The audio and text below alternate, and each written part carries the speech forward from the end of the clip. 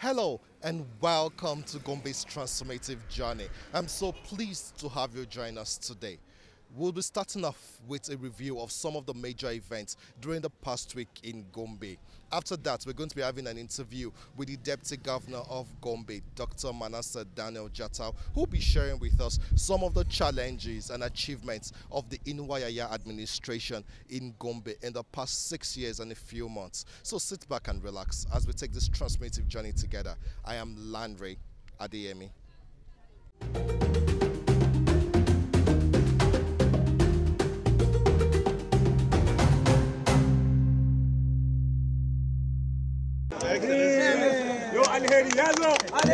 Most communities in Balanga local government area have been without electricity for almost 12 years, despite hosting a major dam.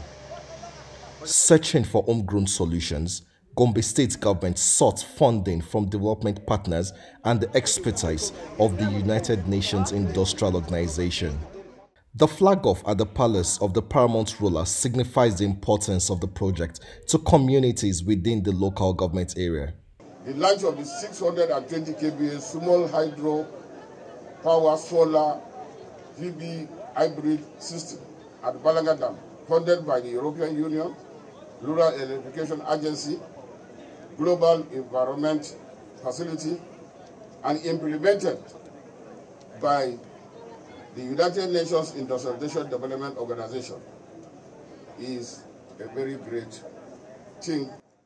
I am pleased to be part of the launch of the 620 kilowatts Balanga Dam hybrid project, which aims at providing clean and renewable electricity for agro-processing in Balanga.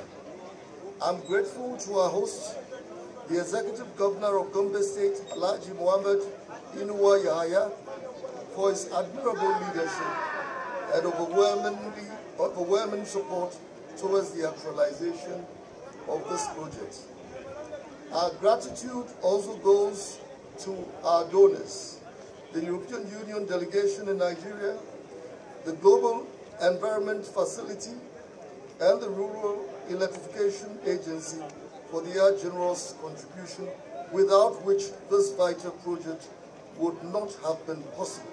The federal government, through the Rural Electrification Agency, is supporting the project at the dam with a capacity to irrigate 11,000 hectares of farmland. Beneficiaries are eagerly anticipating the project, scheduled to be completed early 2026. The government now, in its commitment of ensuring powering each community in the country, we now are working to deploy 620 kilowatts of electricity, 300 of PB panels and 320 of micro dam in the community to power the community, to power the irrigation activities within the community, to also power the productive use of equipment within the community. For the solar component of the project, it will be completed even before the next 6 months. It's we have completed all the project development, the design of the PV panels, and we are deploying our infrastructure. For the micro hydro dam, that is the one that would take time. It will be completed in January next year. This slide, it will be very, very important for us, more especially in terms of agricultural production, as well as the some small business people that they don't have light before. This electrification will help the people, help the community in terms of farming, unemployment. It will help them to get some small things that they will be doing to empower them in their houses or in the community.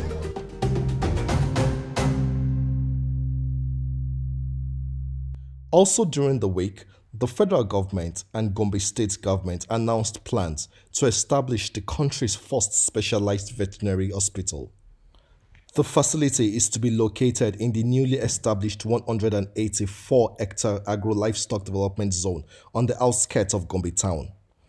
The veterinary hospital will serve as a center for diagnosis, treatment, training, and research, and will play a pivotal role in improving livestock health and productivity across northern Nigeria.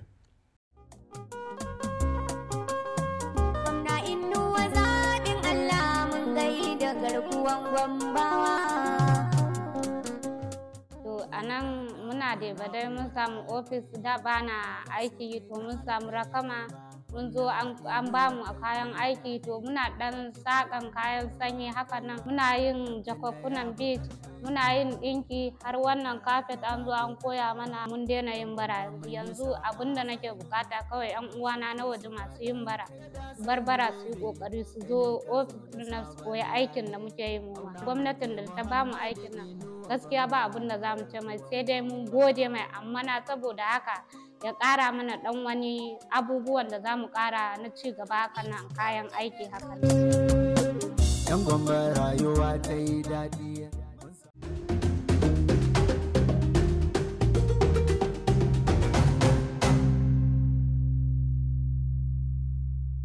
Today, we're going to be focusing on development in Gombe State, and we're going to be speaking with one of the key drivers of this monumental development. He likes to say that he doesn't like growth, but he prefers development, actually sustainable development, because growth can be temporary. Growth can also sometimes be one-sided, but development is more holistic. We'll be speaking with an academic, a lecturer, will be speaking with an administrator, a security expert, and also a politician of North.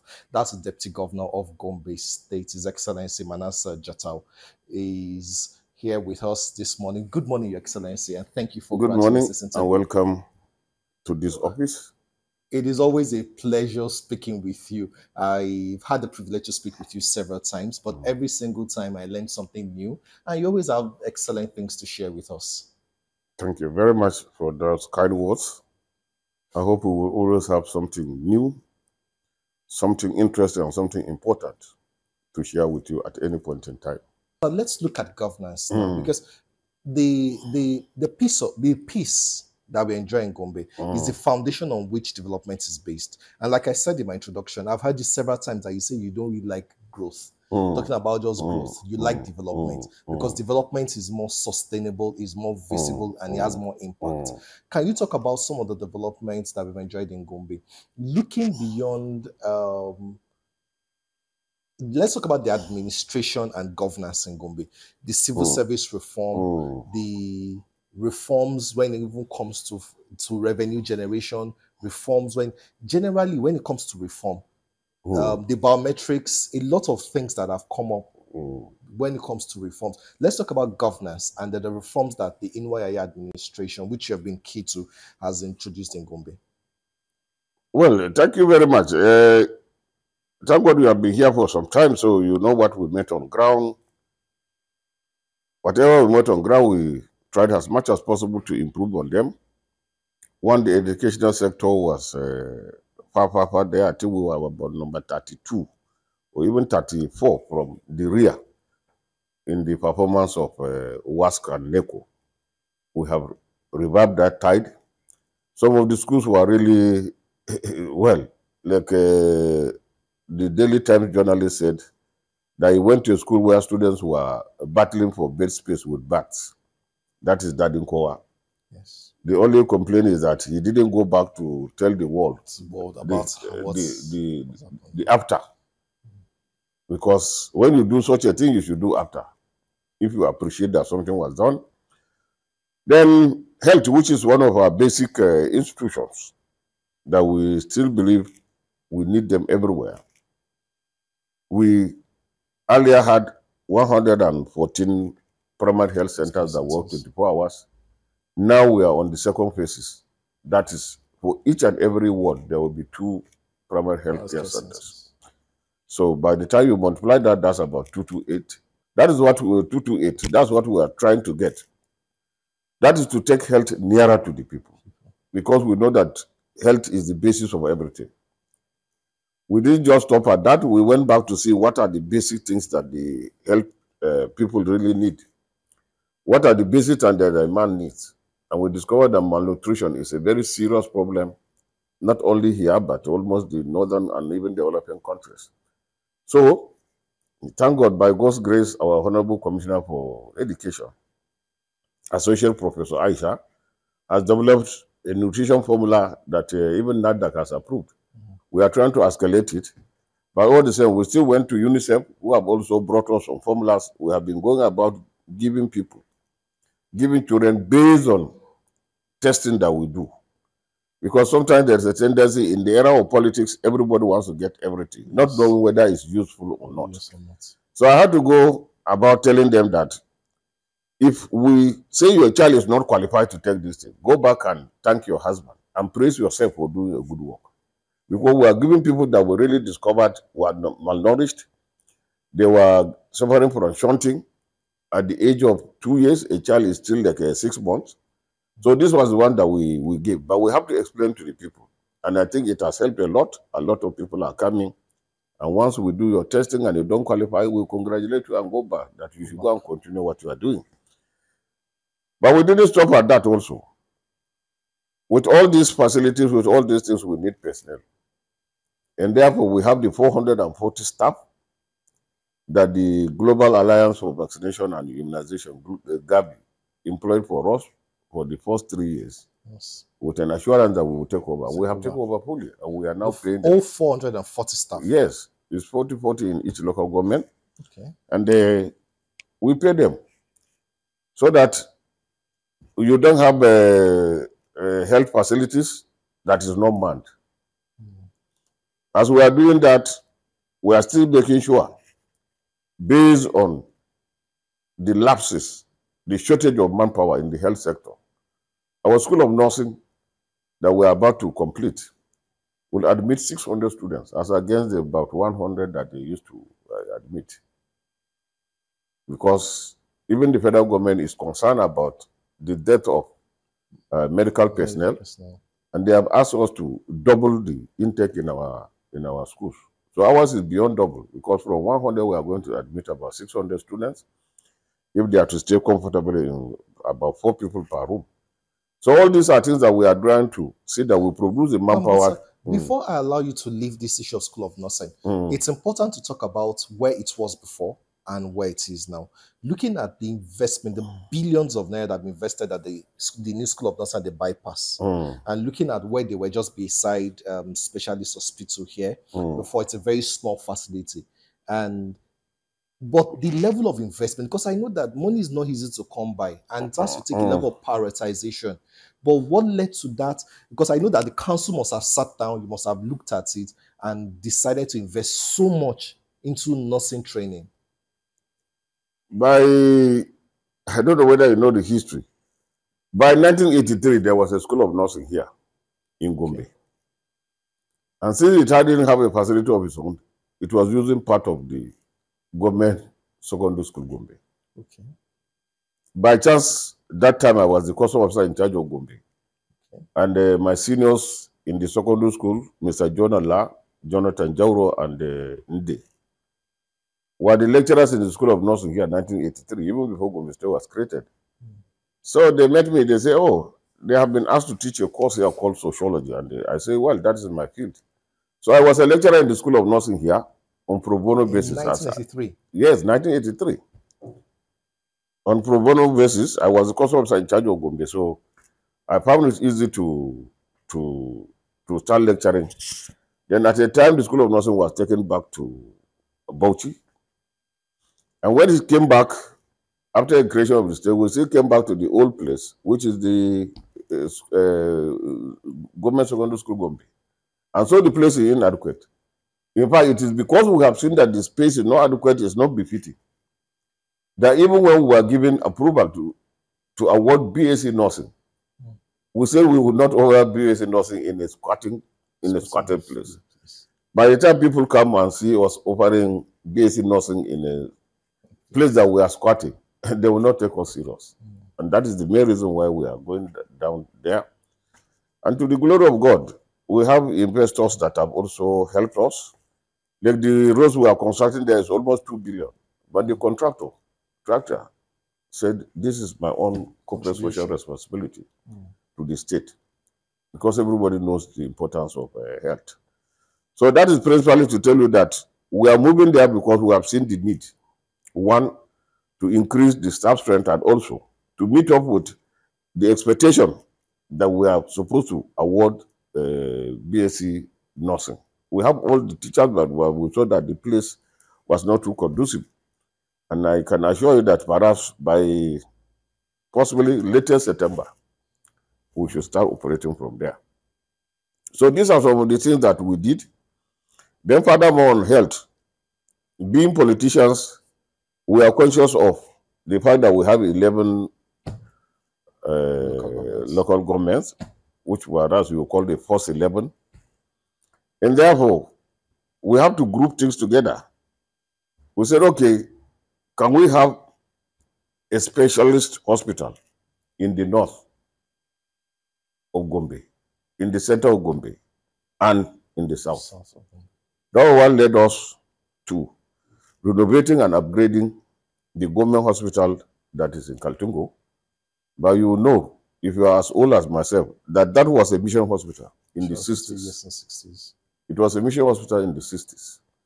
That's what we have upgraded with about 1.2 billion. Then when we came to Gombe Center, that is one in Kumo, and we took a look. We sent our engineers, and they said the structure is terribly weak. So we had to pull it down completely to construct what is there now. So it's a brand new facility. So it's a brand new facility. It's not like the one in Kaltungo or the one in Bajoga, because in Bajoga we also did upgrading. We would have done the same upgrading here, but we say, well, how do you upgrade something that is already bad? And therefore, we pull it down completely. And we did what we can do. It has cost us a lot. And we thank God that the federal government has paid us off by making it a federal medical center, which I believe will reduce the stress that the hospital, that the federal medical center here in Gombe has, and even the specialist hospital has. Those are the major advantages. But like I always tell people, hospital is not for a locality, and even for a nation. The hospital is for everybody. On transit, anything can happen. Accident can happen. And when you are involved, we wouldn't want to say, oh, are you from Gombe Central? Or are you even from Gombe? Even if you are a foreigner, if an accident happens, we will take you there. So I always tell people that stop misleading people that a hospital is for this person. A hospital is for everybody. And therefore, it's something that we should cherish. We thank the government, and I can assure you that we are going to make best of use of it. Then, but to still talk about Kumo a little, one of the things that when I was talking to the Commissioner for Health, he said is that it's beyond just the name, being the federal government taking over. It's also the specialties they are bringing into it. That usually a federal medical center has more departments, has more specialties than any general hospital. Yes, obviously. They're going to have ophthalmology, they're going to have professionals, consultants, and the funding that it also comes with. Like we know that the Federal Teaching Hospital in Gombe started at the Federal Medical Center. Yes. And it brought a lot of quality healthcare, which even during the peak of the Boko Haram insurgency, many of the patients from across the Northeast were coming here for treatment. Okay. So looking at that, can you quantify, can you assess the impact this FMC, this Federal Medical Center in Kumo, would have on beyond Kumo, Gombe State, but also on the quality of service delivery and training? Obviously, you know now that because of the cost of some medical equipment, not many hospitals can afford it. Like very few hospitals have dialysis machines. You want to do, what do you call, CT scan? These are things that are almost far. Sometimes you have to travel. But I'm sure that with the Federal Medical Center in Kumo, we are going to have more of them available to the people. The few dialysis centers that are here, you can't believe when you go there and you see the queue.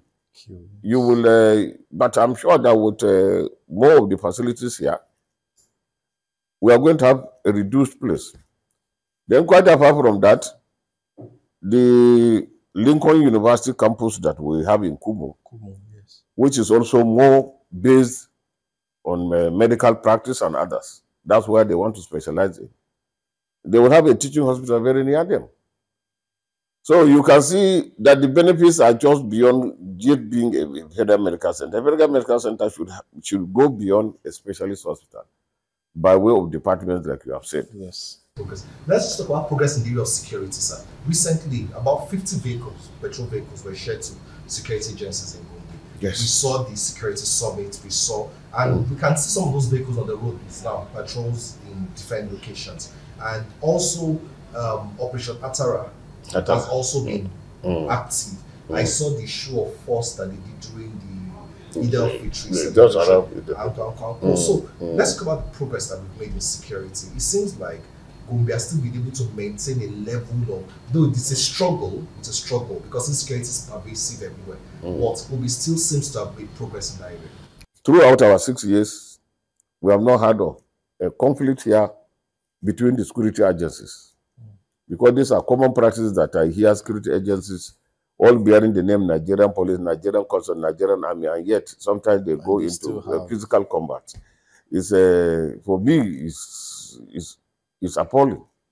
But I thank God that here in Gombe, we have never witnessed any misunderstanding between the statutory law enforcement agents and even our own security men that we brought to complement the statutory law enforcement agents. And that is why we will not say we are all there, and nobody is ever there anyway. Yeah. Because in criminology, you'll be told that even in the place of sense and norms, still you see crime there. We are not yet there, but I can assure you that we are doing the best we can do, and we still appeal to the public to give timely information to improve the performance of our security men. I know that you prefer people outside that praise you, but which areas would you say that you'll be able to fulfill your campaign promises to the people of Gombe? I think we have done the best we can do. Our campaign promise was to improve the lives of the people, and I think we have done that. We have roads that are connecting places, and it's not just a matter of road. The roads are there for quick delivery of services, whether it is health, whether it's any assistance, whatever it is. The Tumpure that we just mentioned, you saw that we had to pay a lot of money to break down some houses to create road, because we are very much aware that sometimes if there's a fire incident in Tumpure, our vehicles, our firefighting vehicles cannot even get access because there's no road. So we have to just take that bull by the horn. Sometimes you even order for water, and yet the water cannot get to you because the roads are blocked. So you have to commend us for that. At least we have delivered services nearer to the people in all aspects. So many things to talk about in Gombe, but the time is really short. But that's much we can bring to you on this episode of Gombe's Transformative Journey. Do join us again same time next week. But if you miss any of our episodes, you can watch them again on our social media platforms. And I also want to promise that we will certainly bring His Excellency, the Deputy Governor of Gombe State, His Excellency Manasseh Daniel Jatau, PhD, back to the program very, very soon. And that's our offering today. So thank you. I am Lanre Adeyemi.